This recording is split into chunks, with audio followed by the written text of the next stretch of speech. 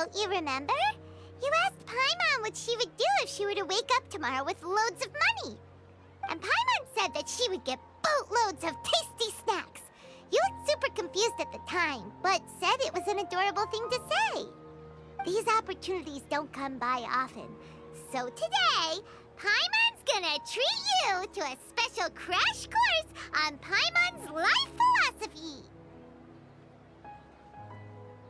Hey, come on! Paimon's not that stingy. Anyway, the point is that you should eat to your heart's content. You'll feel better for sure once you've gotten something in your tummy. Dunyarzad will also be here shortly. She's already heard that we're back. Aw, thanks you two. Honestly, this is very unlike me. I just had a lot on my mind on our way back, so I didn't know what to say. My chest was filled with all kinds of intense emotions. They just shook me even more than all the feelings we've shared during our previous adventures. But when everything came to an end, those emotions also vanished without a trace, and I was left feeling more empty than ever before. It was as if I'd lost the thing that was most important to me. Yeah, you're right. To many mercenaries, MORA is the most important thing in the world. But perhaps to us, it's the most worthless thing of all. Idrisi and the others all used to say that they would quit if there was no MORA to be had. But when it came to avenging my father, there was no MORA to be made anywhere. My reality shattered when I found out that the father who always told me hero stories was in fact a bad guy. But look at me now. Am I any different? Despite all my promises about never forgiving him and never trying to understand him, I still went to such lengths to find out the truth, and nearly even shed tears for his sake. We're hypocrites, all of us. Yeah, you're right. It's just a pity that we often only recognize our true feelings after it's already too late. You're back! Are all of you all right? Ah, there she is. Yeah.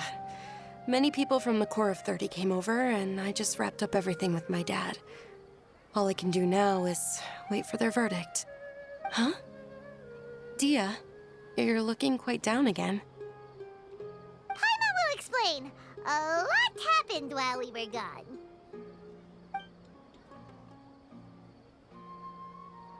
I'm sorry. I really should have controlled my emotions better. I just... It's all right, my lady. You were hurt by all of this as well. Truth be told, I'm starting to feel a little guilty watching you cry like this. Dia, your pain must be even worse. You shouldn't need to comfort me. Hey, don't worry about me. If anything, this whole thing has finally shown me the difference between illusion and reality. My father probably thought that people could settle into new lives as long as they moved to a new environment. That thought has even crossed my mind a few times. It's like saying, what's wrong with adapting to a new life? However, there was always something deep within my mind that refused to accept it. This impulse brought me great turmoil, and even made me feel ashamed for turning my back on your father's kindness. But now that I consider it again, it all makes sense. The desert sands are a part of who I am, and I will never be able to lead a peaceful existence. I understand how you feel. That doesn't mean I won't be making any changes to my life, though. As an example, I'm now thinking about taking on some small odd jobs. It's just like Idrisi said. I also want to catch up to my father and become a character in his play.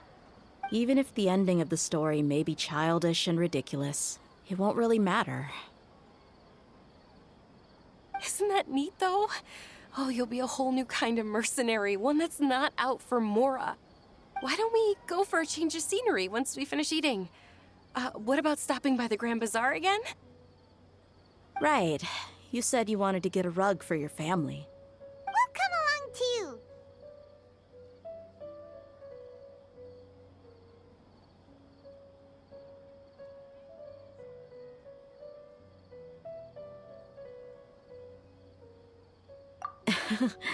I can't thank you enough for taking care of me this entire time.